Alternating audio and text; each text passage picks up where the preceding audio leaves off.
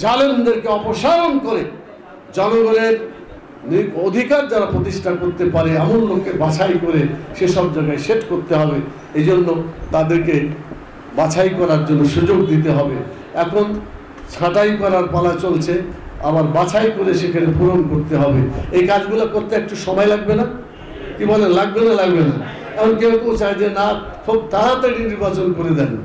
তো তাড়াতাড়ি নির্বাচন আমরাও চাই, কিন্তু তার মানে এই নয় এই চোর ডাকাত এবং জালেমকে রেখেই কি নির্বাচন হবে? এটা নির্বাচন হতে পারে না। এগুলোকে অপসারণ করে সমাজে একটা স্থিতিশীলতা আনার পরেই নির্বাচন হলে মানুষের হক আদায় হবে। আজকে সাংবাদিক অধিকার নাই, ছিল না, এখনো নাই। এটাকে ফিরিয়ে আনতে হবে।